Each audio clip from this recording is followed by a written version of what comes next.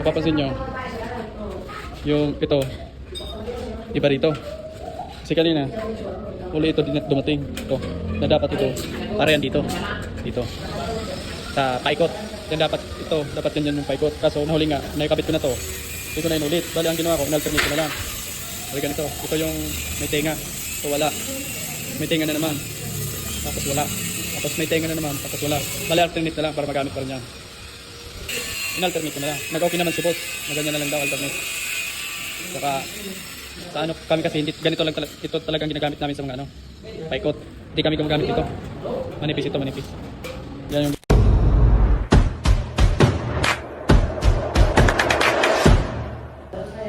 Yo, good morning. Magkakabit tayo ng drywall dito. Yan. Metal stud lang yung gamit. Ito. Bali, unang gagawin, magli-layout. Ito. Yan. Sabi ng may ni boss, dito lang daw, pinahin ko lang daw to, kaya itong sinukot ko. Kukunin ko na lang tong sukat na to galing dito sa tiles. Halimbawa 12 cm ito. Dinala ko na lang yan dun sa kanto. Ito.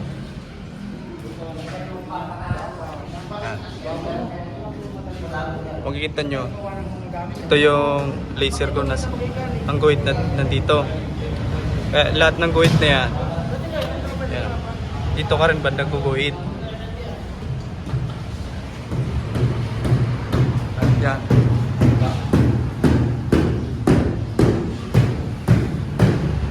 Tapos pagka guhit mo, pipitikan mo na. Gamitan mo na yung pitik. Ito. Tapos parang walang gilang naman to. Ilalagay mo paikot. Paikot.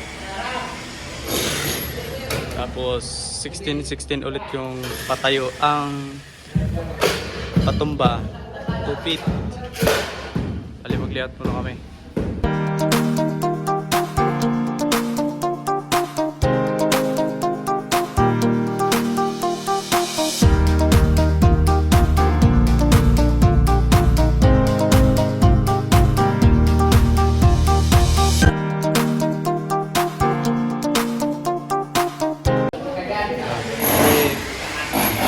Ito na yung isa.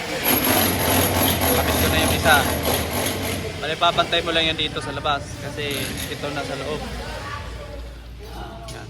Kasi yung pinina ko lang yung ano, PVC. Bali, ginamitan ko yan ng baril. Ito. Yan o. Dito, bawal yan. Ito, hindi ito pwede dito sa tile kasi mabibiyak to. Bumper sa nito dito. Kaya puputasin ko lang to ng concrete ano, bit. Dito lang yan sa poste at sa biga. Nakatitan ko muna ng paikot.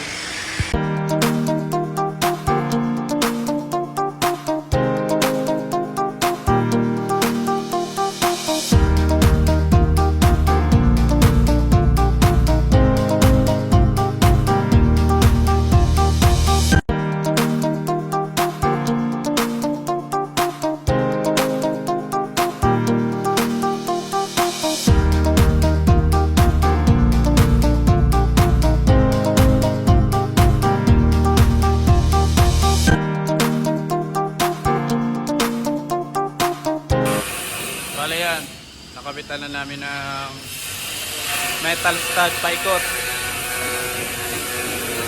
Ayan. Bale, ang ilalagay ko na lang dyan yung mga patayo. Puunahin ko yung patayo. Patayo. Bale, simula dito sa dulo. Ito. Galing dito. Iban dito. 16 inches yan or 40. Ikikita mo lang yan. Yung patayo. Parehas lang yan sa kisame. 16 inches. 40 cm bawat ano. Kasi divide yan ng hard reflex. Kasi ang hard reflex 4 feet. 122. Ito. Bali dito yung dugtungan. Ikikita mo yan dyan.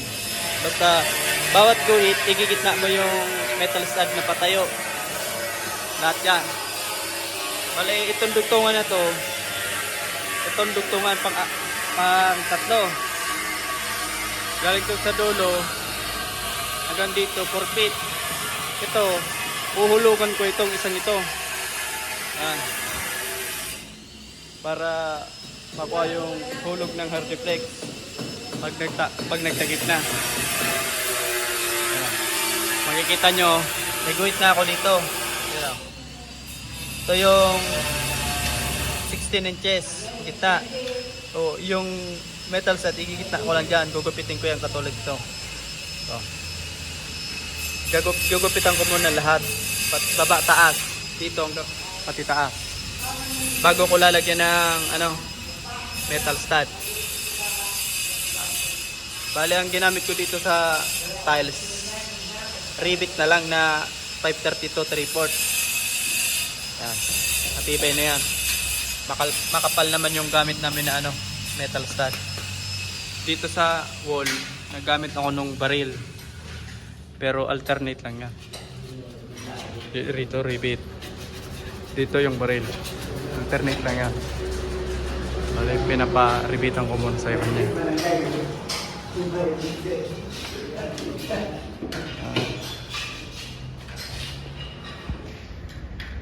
Tapos yung kanto, hindi ko na muna ni-rivet kasi sasabay na yan sa pagtakip.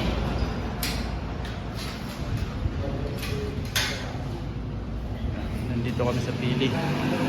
Bali, ang gagawin ko, gugupit-gupit muna ako ng ng mga pang horizontal 40 by 40. Putulin ko muna yun. Ayan, bali sinusukatan ko na yung horizontal ng partition. Yung patayo ko diretso yan. Ito. Yung itong forma ng partition ko. Yung mga patayo diretso yan. Yung patumba na 2 feet, ito 2 feet, 2 feet, ay 4 feet na yan. Galing dito 4 feet. 2 feet na naman to. Ito yung sinusukat ko na. Putol-putol yan mga 16 inches. Galing dito 16. Galing naman dito 16. 16, 32, 4 feet. Ito na yan. Ganito ang diskarte ko. Yung dalawang stud, sinukatan ko lang. Ito, saka ito. Yung dalawa lang magkabilaan ng sinukatan ko. Yung sa gitna, iba, hindi na. Kasi babarahan ko na lang yan. Babarahan ko na lang yan ng agad at pambara. Babarahan ko na lang yan. Ito. Babarahan ko na lang yan ng ganito. Tatapat ko dito sa guhit, tatapat ko rin dyan sa kabila. Pero bago ko yan guguhitan, kailangan na magkakapantay mo na yun dito. Pantay dapat yan. Pag kumantay na yan doon, saka mo dito ipapantay. Saka mo guguhitan dyan. Tulad dito. Guhit niya. Pareho na ang sukat niya. Para hindi ka na susukat-sukat pa isa-isa. 16 inches. Dito 16 inches niya. Yan ang diskarte ko sa pagmaramihan na akong parehas lang naman ng sukat na puputulin. Yung dalawa lang ang sinusukatan ko. Yung iba hindi na. Bari babaraan na lang yan. Yan ang diskarte ko. Tapos dito, yung mga patayo, papakabit ko na, pagtapos ko nito magbuhit, kakabit ko na yun. Kaya may marka naman akong dyan. Ito na. Gugupitin ko na yan. Dadalhin ko na lang yan. Dadalhin ko na lang to dito. Taas. Bale yun. Pinapaguhitan ko na rin yung sa taas. Yung layout ko dito sa baba na patayo. Dinadala niya na doon sa taas. Bale 40 cm lang mga abot ng patayo namin. For 16 inches. Ako, pinugupit ko na yung ano, pa-horizontal niya. Ito, katulad ito ang itsura niya. Bali, ito yung papasok dito sa patayo. Ano ba ito yung patayo? Ah, ganito yung itsura niya. Tapos, i-ribit mo dito. Pero bago ko i-ribit dito, kailangan nakapasok muna yung isa dito. Yung isa, para isa lang yung ribit. Papakita ko na lang sa inyo sa mamaya. Bale, gagawa muna na kami. Tapos niya yan, lalagyan na niya ng patayo. Yun. Yan yung mga patayo.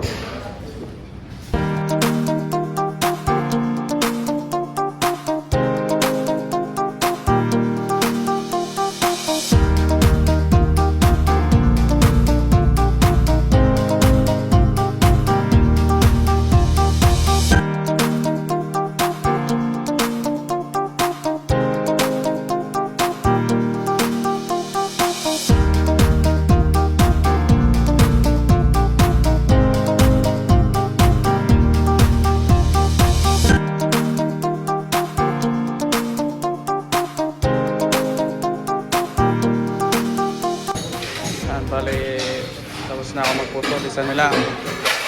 Siya, lalagay na ng mga patayo. Ito. Yan, ito. Putol ko na yan.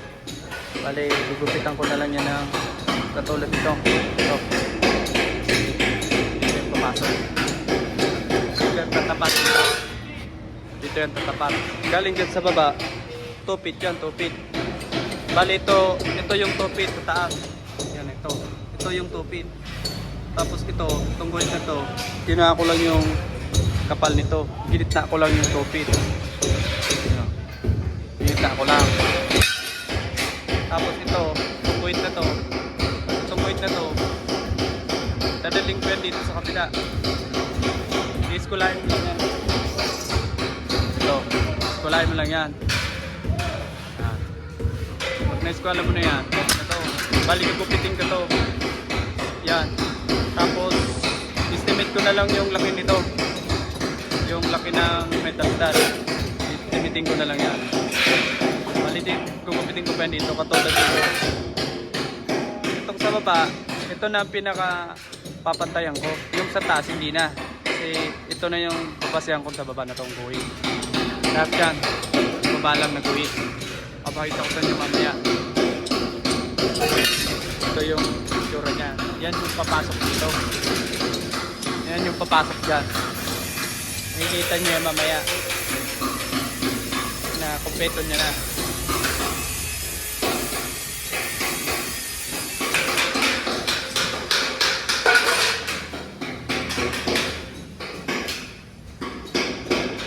Kumpleto yun yung alam mo na.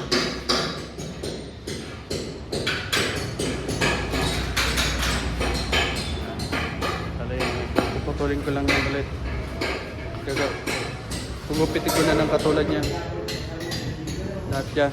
Kali, tumira muna ako ng isa. Kasi kulang yung stud namin. Kulang ng 3.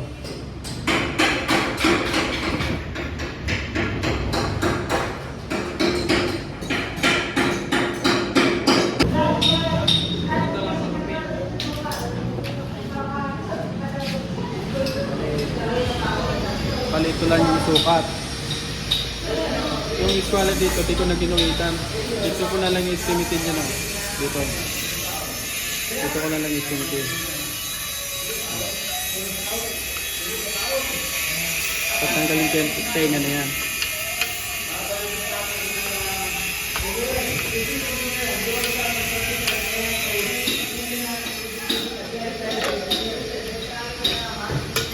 Ganun din dito.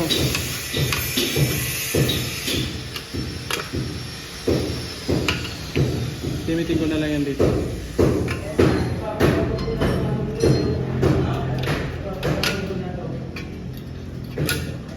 Tapos ito, bababa ko na lang yan. Okay. Bale yan, tapos na ako magupit. Kompleto na to. Nakabit na lang yan dyan. At medyo kompleto na rin yung ano namin. Patayo ko lang na lang ng isa. May layout na yan. Yan yung layout. Guhit na yan. Guhit. Bali, kakabit na lang namin yan. Mapapansin nyo, yung ito, iba rito. Kasi kanina, uli ito din at dumating. Ito, na dapat ito, parehan dito. Dito. Sa paikot. Yan dapat, ito, dapat yan yung paikot. Kaso, nahuli nga, nakikabit ko na to. Hindi ko na inulit. Bali, ang ginawa ko, in-alternate ko na lang. Bali ganito. Ito yung may tenga. O wala. May tenga na naman. Tapos wala. Tapos may tenga na naman. Tapos wala. Bali, alternate na lang para magamit pa rin yan. Yan. Bali, kakabit na lang namin yan. Yan. Kulang lang isa dyan. In-alternate ko na lang yung ano kasi nahuli. Nahuli kasi ito. Ito. Bali, nahuli kasi ito. Kaya nakapitan ko na yan. Hindi ko na pwedeng ulitin. In-alternate ko na lang. Nag-okay naman si boss. Na ganyan na lang daw alternate. Saka sa ano kami kasi hindi ganito lang ito talagang ginagamit namin sa mga ano paikot. Hindi kami gumagamit nito. Manipis ito, manipis. Yan yung ginagamit namin para mas mapadali yung pagkakabit namin ng patayo. Yan o. Ginugupit kasi namin to. Kahit wala pa yung rivet dyan, may tatayo mo na yung ano, yung stud. Pero kung ganito, kailangan yung patayo mo, i-rivet mo na. Ginugupit niya na. Ito, ibubuka namin to, ibubuka. Tulad yan, baba.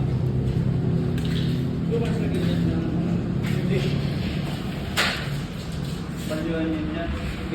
Balyuan ako sa mga ano. Wala ito. Dito na yung papantay. Ilalim ito. Yan. Yan na yung papantay. Kahit wala pa yung repeat, may papasok mo na to. Hindi na magagalaw.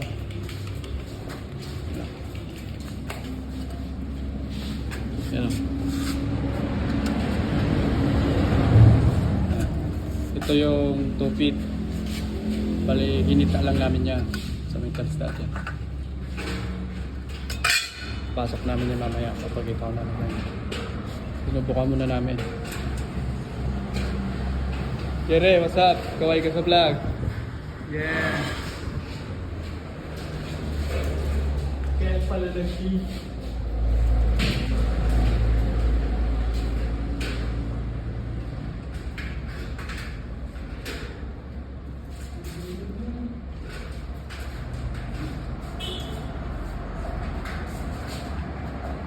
Ito lang ang pagkakabit niya.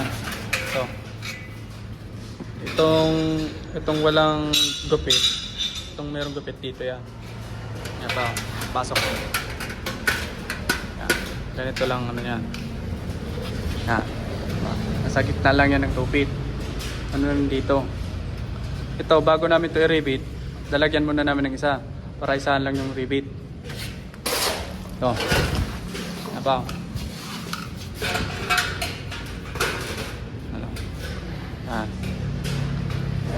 Lalagyan namin yan ng tansi. I-repeat namin yan dito. Kasabay na to. Para isahan lang yung butas. Ganon din dito. Kaya yung isa lang yung may ano namin. Ito wala na. Kasi papasok na lang yan. Lahat yan. Tapos kailangan pagkakabit ninyo nung patayo pa, hindi magkabalik na eh. Tulad dito, nakaharap dito. Dapat yung kasunod hindi gumanon. Dapat lahat ganito. Dapat lahat ganito. Harap doon. Kasi yung proseso natin ito, pattern nito isa lang.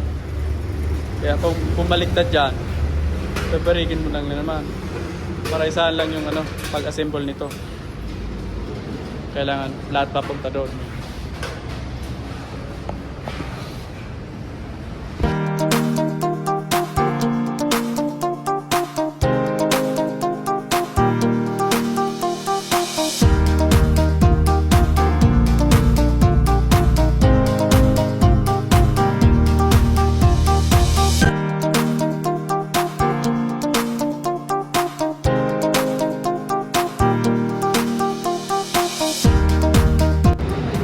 Bali, tapos na kami maglagay nung pag ganito, horizontal.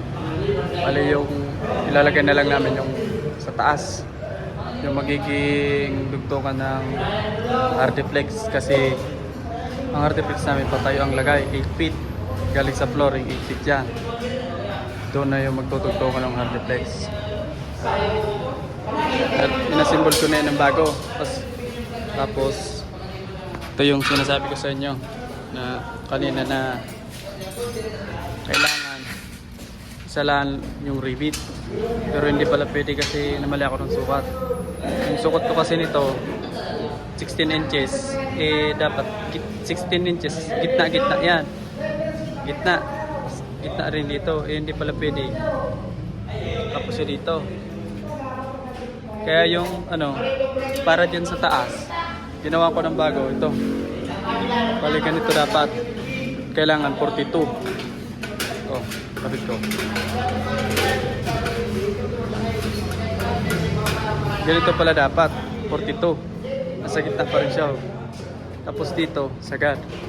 Kaya yung papunta dito, pwedeng isa lang yung rivet kasi abot naman dito. Kailangan ganito pala 42. Na ano ako nito. Bale, sa susunod na magpapartisyon ako, 42 na yung gawin.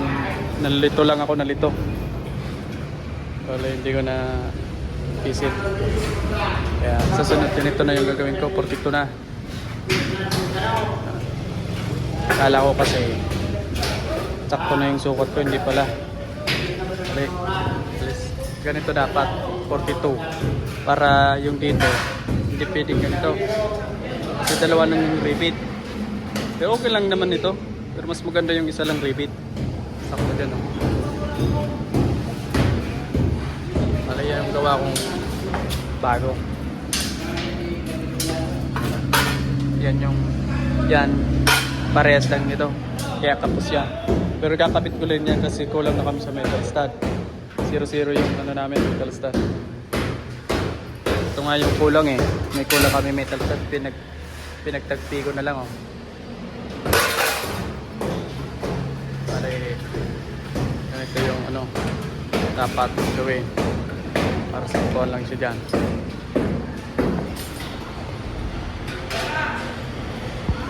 Kailangan namin yun ng para pantay na pantay.